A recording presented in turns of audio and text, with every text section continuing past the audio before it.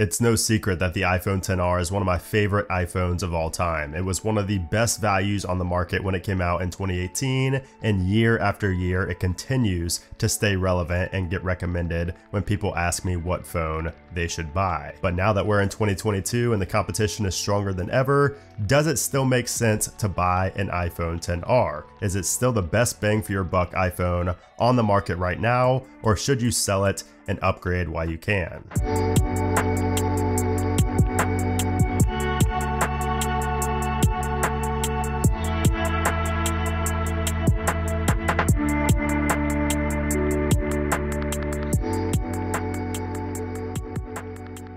When the iPhone XR was first announced alongside the iPhone XS and XS Max, it was met with severe backlash due to its LCD display that had a resolution of 1792 by 828. Under 1080p. But this was also before people realized how well Apple's Liquid Retina displays looked in person, since this was the first of its kind. So once people saw these displays in person and saw that price tag of $750 compared to $1,000 for the iPhone XS, they were sold. And the iPhone XR went on to become the #1 best-selling smartphone in the world in 2019. And it was easy to see why once you set aside all of your biases. I mean, the display looks perfectly fine, and your average consumer will not be able to tell the difference, especially if they are coming from an iPhone 8 or earlier. This display has True Tone, it has the P3 wide color gamut, it has a 1400:1 contrast ratio, and the same peak brightness as the iPhone 11 and 12 at 625 nits. So watching movies, playing games, and browsing the web is enjoyable and just normal. I mean, it's not like you're going to use the phone for a week and want to sell it because the quality of the display is bad. That's just simply not going to happen unless you're coming from an OLED display and expecting to see the same or better quality. So overall, the display of the iPhone XR is as good as it gets for an LCD display, and anybody who is even considering this phone in 2022 will absolutely have no issue with it whatsoever. But it's more than just the full-size display and the lack of a home button, it's the back of the phone that makes the iPhone XR so special to me. Still to this day, I think this is the cleanest and most fun iPhone that Apple has made recently, maybe even ever. And it's mainly due to that one solo camera on the back. It looks so clean, and the fact that there are 6 different colors to choose from. Now, I will say that the durability is a weaker area of the iPhone XR, as you can see by some of the scratches on the screen and also on the back, but honestly, it could have been a lot worse. This phone is IP67 dust and water resistant, so it can be submerged in up to 1 meter of water for 30 minutes. Thankfully, it's not just 1 minute submerged in water, because I have dropped this phone in a pool more than one time, actually in the ocean as well. But it survived, and you'd never know that it happened if I did not tell you, because nothing has been affected by that on the display,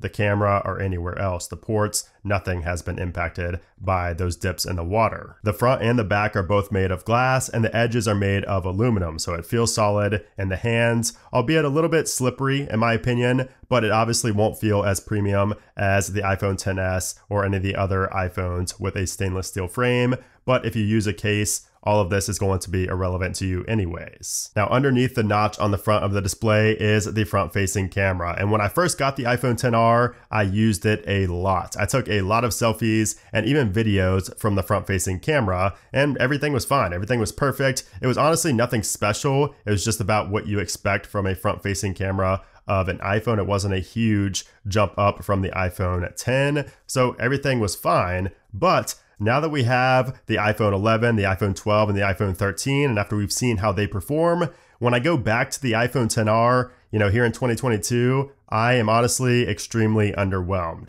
Not only by the image quality, but also the video being limited to just 1080p. And sure, you can point to the 7 megapixel lens as the issue, but it's deeper than that. It's mainly due to the chipset inside and that next generation of computational photography, aka Smart HDR, that was introduced with the iPhone 11 the year after the iPhone XR release. So we still have Smart HDR here with the front-facing camera, but the next gen, the Gen 2 of Smart HDR is what really started to turn the quality and just make everything so much better. But with all that being said, the selfie camera on the XR is not bad. I mean, I'm just comparing it to the latest and greatest, so of course it's not going to be as good. Your FaceTime calls, your Snapchat selfies, everything is going to look perfectly fine, especially if there is compression involved, like on FaceTime or social media. The iPhone XR's front-facing camera is going to look just about as good as the latest and greatest when there is compression involved. And the story is pretty similar when it comes to the rear-facing camera on the iPhone XR. So we do have a single 12 megapixel f1.8 lens, which looks a lot less powerful compared to the crazy lenses on the back of the phones today. But as I said earlier, it's a big part of the reason I love the look of the iPhone XR so much. It just looks so clean with only one small lens. I don't know what it is about it. It just looks awesome. But anyways, as we talked about before, it's not as much about what's on the outside. It's more about what's on the inside. And what we're referencing here is that post-image processing. And the iPhone XR was one of the first 3 phones that had Smart HDR since it was introduced in 2018 with Apple's A12 Bionic chip. Smart HDR improved the dynamic range, it improved the colors, and just the overall look and feel of photos was so much better. Like, it was very obvious how much better photos looked compared to the iPhone X and prior iPhones at the time. Everything just popped more, and it wasn't really because of the lens. The magic was what happened during and after the photo was taken, and the game would be changed from this point on. Now, of course, like with everything, there are some drawbacks due to only having that one single lens, and the main one is zoom. So we do not get that handy 2x or 3x button to tap to zoom easily. We have to digitally zoom with our fingers and rely on the software to crop into the shot, and this obviously leads to very poor and grainy results. So I did really miss zooming in while I was,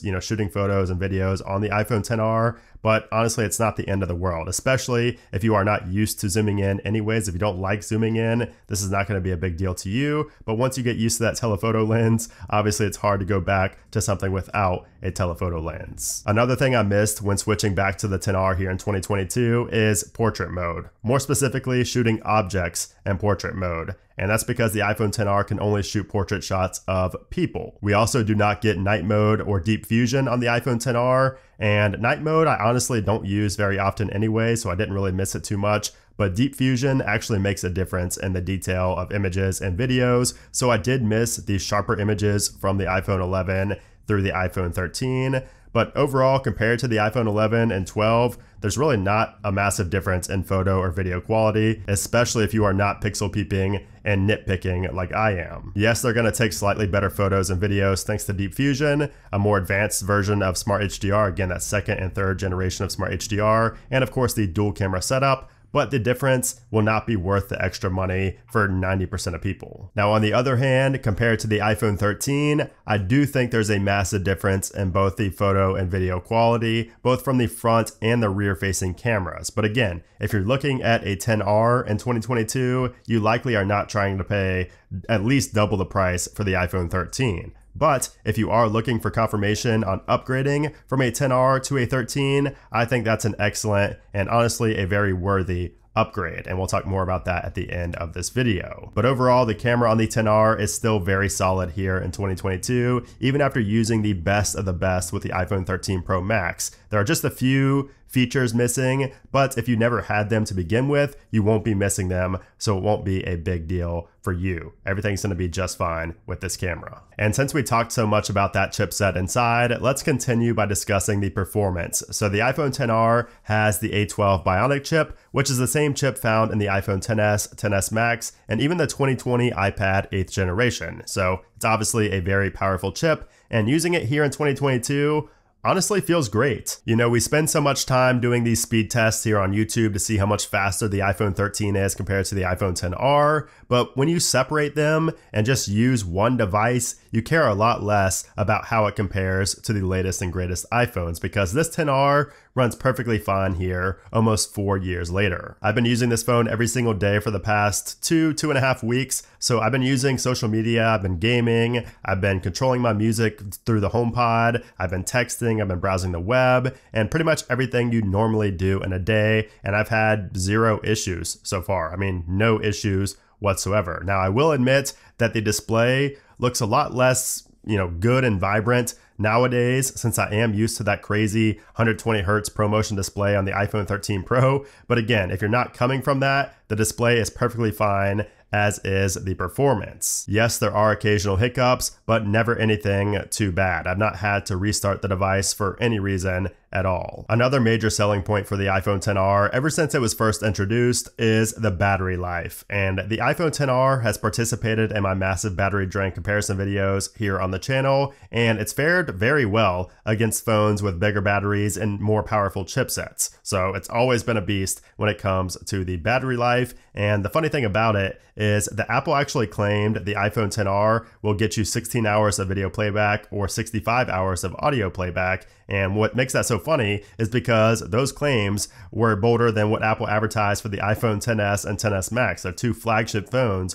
of 2018. So that's another reason I think that a lot of people really gravitated to the iPhone XR to begin with, because it had great battery life, even better than the flagships, while also being cheap and still rocking that modern edge-to-edge display, this modern look that we see right here, even still on today's iPhones. Aside from the edges, I mean, it looks very, very similar to today's iPhones. But anyways, here in 2022, it's crazy to say, but the iPhone XR is holding up extremely well in the battery department as well. I was not able to quite make it through a full day like I used to be able to back in 2018, honestly through 2020. I mean, 2021 and then now going into 2022, I'm not able to get through an entire day. So we're starting to see some wear on that battery, but it almost gets me there. I mean, it lasts me almost the entire day. Now, granted, I don't use it as much as I use like my iPhone 13, but still, I mean, battery life is perfectly fine, and most people are not going to have any issue with the battery life on the XR. And if you're wondering about my battery health on this phone, you can see here we have a maximum capacity of 95%. So I never replaced the battery. I'm still rocking a 95%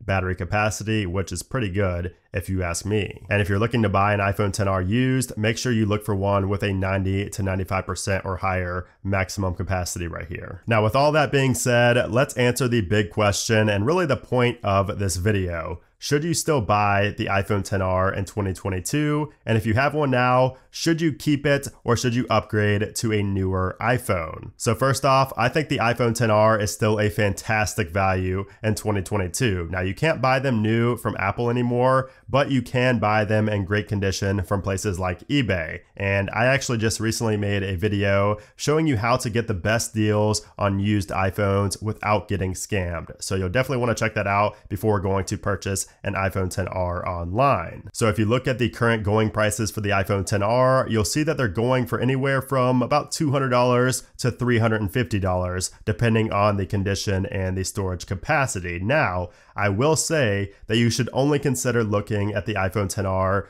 with a 128 gigabyte internal memory or higher. Don't go for the 64 gigabyte. And, if you narrow your search results down, you will see that they're more in the $300 range for the 128, which honestly is still an amazing deal, especially considering that these sold new for $750 just a few years back. So yes, I think the iPhone XR is worth every penny if you can get one in mint condition with a 90+% battery capacity, especially if you're coming from an iPhone 6s, an iPhone 7, or an iPhone 8. Now, if you currently have an iPhone XR, should you upgrade now or should you hold on to it for a little while longer, maybe another year or two? And to this, I would normally say to hold on for a little bit longer, but honestly, with how good the iPhone 13 is, I would strongly consider upgrading to this either this year or wait until, in the end of the year when the iPhone 14 gets released and the iPhone 13 drops a little bit in price.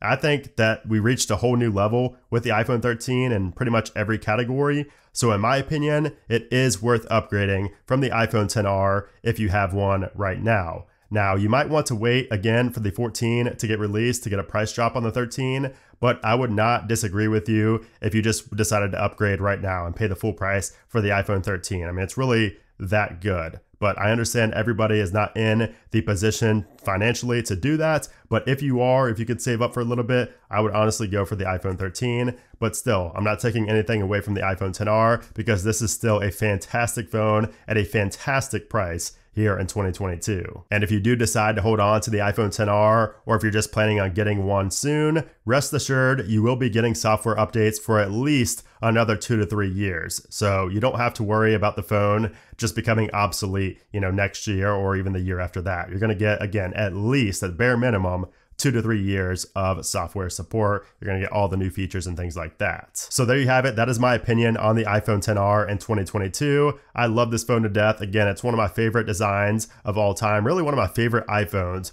of all time. So it's no surprise that I'm still recommending it here in 2022. So if you have any thoughts to share, let me know with a comment down below. If you enjoyed this video, I would appreciate if you give it a thumbs up. And of course, make sure to subscribe for a lot more long-term iPhone reviews just like this one. But anyways, guys, thanks again for watching, and I'll see you soon.